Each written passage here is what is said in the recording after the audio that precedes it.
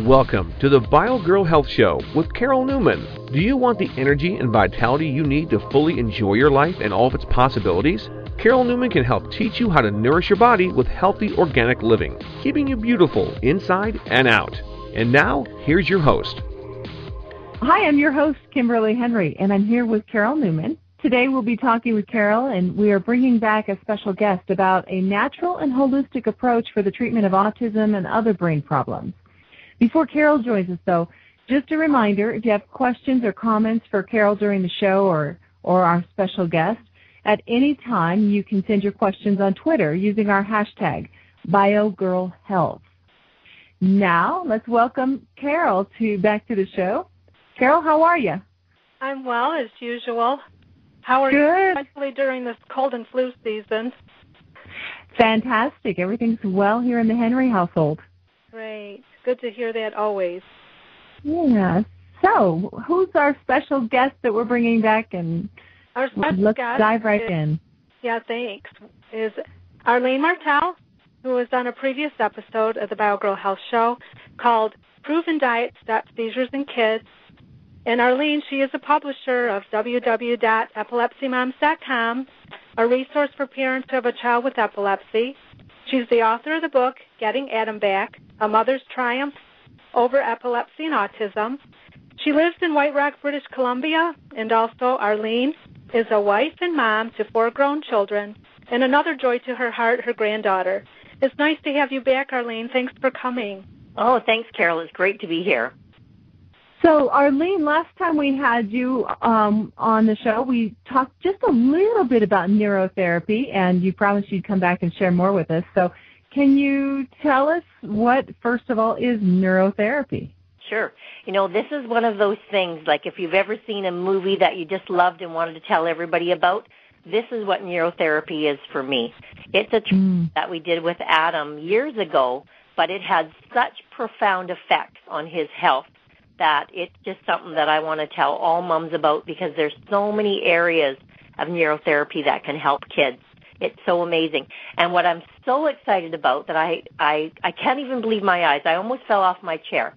I was working along and I had Dr. Phil on in the background, and a show came on about a child who had autism.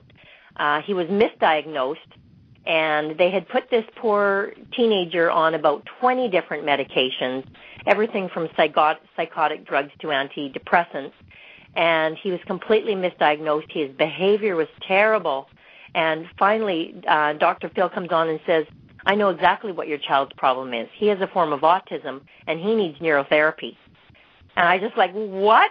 I just couldn't believe that it was on mainstream TV. I was so excited to see it, and he went on to describe what neurotherapy was, and it's the exact same treatment that we had with Adam. So basically what neurotherapy is, it's a process that works on a variety of diseases or ailments, anything to do with problems in the brain. And what neurotherapy does is it does a type of biofeedback which encourages repair and redevelopment of areas of the brain that are damaged. So it can work on, there's probably a list of about 20 ailments that it works on, but the most common are learning disorders, chronic fatigue, patients who've had a stroke, autism, epilepsy, any type of traumatic brain injury, any attention deficit disorder, which is huge in children, ADD and ADHD. And then, like I said, there's many, many more things that it treats. I was wondering, Arlene, I heard you mention the word biofeedback. So is neuropathy synonymous with biofeedback or neurofeedback, or are they unrelated? Yeah, it's a type of biofeedback. Okay. So basically, I'll just tell you kind of like my story of how it works. Now, remember, I'm not a doctor. I'm just a mom, and I was in these sessions. We had about 40 sessions with Adam. So I got to talk to the doctor a lot and find out what it was that he was doing. And basically what they do is they do a brain map of your brain. So an EEG records all the electrical activity in your brain, and they do a brain map so they can see what's going on in your brain. And basically what they do is they know that there's a relationship between the mind and body and the body's ability to heal itself. So what they do is they measure the brain waves, the EEG of the brain, And the doctor collects this information to figure out what areas of the brain are not working and help regain brain function. Now, there's no pain involved whatsoever, which is very cool. It's actually kind of fun. Adam loved going to these sessions. But what they do in the brain map, they measure, your brain has readable, recordable Hertz levels. So there's the delta wave, the theta wave, the alpha wave, and the beta wave. So there's these 4 different types of waves, and they're all used for different things. One's used for sleep, one's for waking, one's for multitasking and meditation. But basically what the doctor will do is do a brain map, read the Hertz levels, and there's an actual number that he's actually able to give these different neurotransmitters, and he can tell which ones are not functioning properly. So then what they do is it's like they play video games. So Adam was hooked up to a little machine, like he had a little button on one neurotransmitter on his brain that wasn't working, 2 on his ears, and into a computer. And they would have these balloons on the screen, and they would tell Adam, okay, Adam, you see these 5 balloons on the screen? We want you to concentrate and see if you can move the balloons. And when Adam would concentrate, these balloons would start moving around the screen, and they'd go off, and they'd count a number. And when Adam started fidgeting and not paying attention, the balloons would stop. So they'd bring him back and say, okay, let's try, they'd see how many balloons can we get off the screen in 1 minute. But basically it looked like a game to Adam, but it was actually changing the slow wave activity and moving these Hertz levels back into a normal positioning function. And then session after session, he would do like a test again to see where the Hertz levels were at, and he could actually show me in print in these Hertz levels returning to normal. So it was the most incredible thing. Most people, it's like a kickstart for the brain. It's an opportunity to bring the brain back to a level of normal functioning, and it's amazing. That sounds amazing, especially the fact that there isn't any pain involved. Yeah. So it's very, very cool. cool. A mom doesn't want to see her child go through pain. No, they don't. And, it depends on how many treatments you need, depends on how many Hertz levels are out of whack in the child's brain. So for a kid with ADD, ADHD, typically they will have about 15 treatments. And with Adam, he had quite severe damage to his brain because of so many bombardment of seizures and his severe obsessive compulsive disorder. He had Lennox-Gastaut syndrome along with the Lennox-Gastaut was his epilepsy. He also had Asperger's syndrome, which is a form of autism. And with Adam, what we found with him was he was so obsessive compulsive. He could not function properly because his brain just sent him in a loop all the time for normal things he had to do. So he'd be counting things, he'd be checking things. If a drop of water got on his pants, he had to change them. If there was a little hole in his pants, he'd rip it wide open. When he went to the bathroom, he'd have to take the same path from the family room. And it wouldn't be the direct path. It would be like going around the house a different way. And he would line things up symmetrically all the time. And there was just so many things that just didn't work well in his brain. And so we were so excited when we found neurotherapy because we were told that within 3 sessions, they would know if this was going to work for Adam or not. And if after 3 sessions these Hertz levels don't start changing, they stop because it's not going to work. But I would say for, a good percentage of kids that go in and adults, the neurotherapy does work. That's great that it's not a guessing game.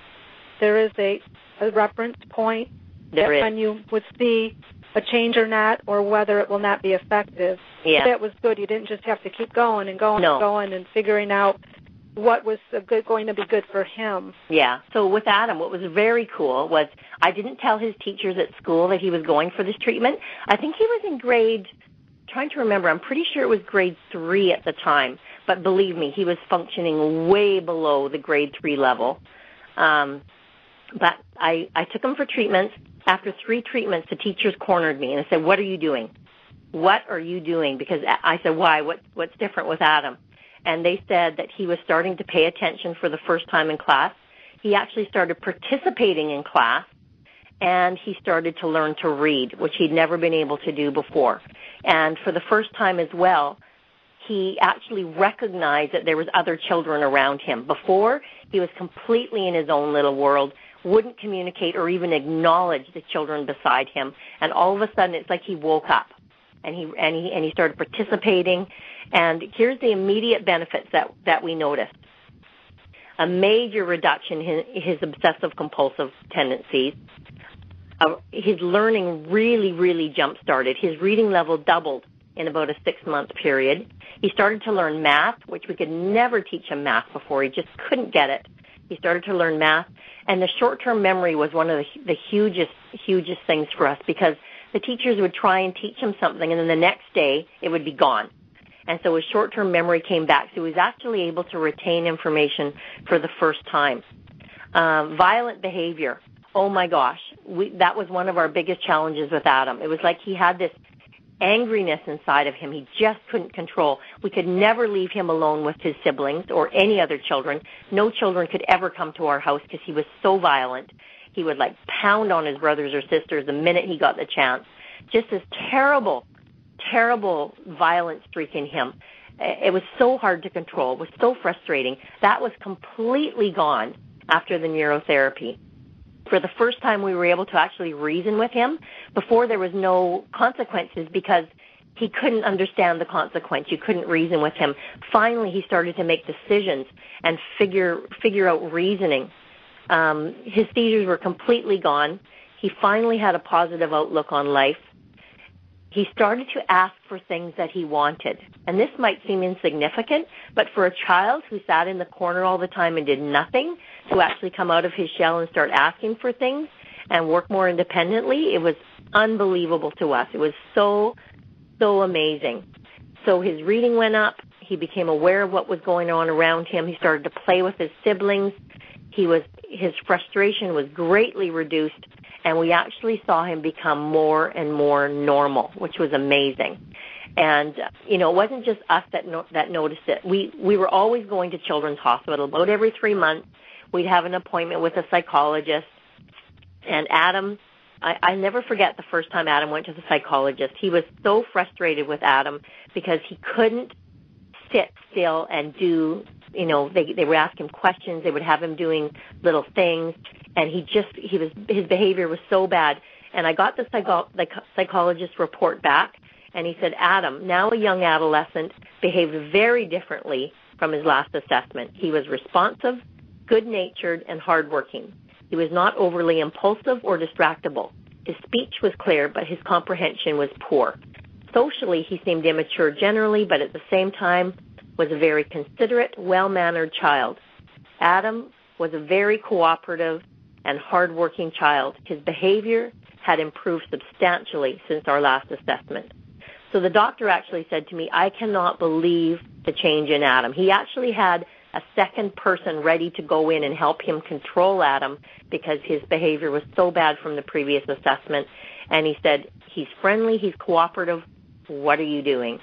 So, we were so thrilled to get these results back over and over again. And we would go once a week, and we did this for 40 sessions. So it did take quite a while to get through the treatment. But it seemed like every week, with just a little improvement as his brain started to get repaired. And today, Adam is 25 years old, really high functioning, really the most polite, friendly, cooperative person you'll ever want to meet. And honestly, if we didn't have this neurotherapy, I do not know where we would be, because the doctors were pushing me to put him on antidepressant and antipsychotic drugs.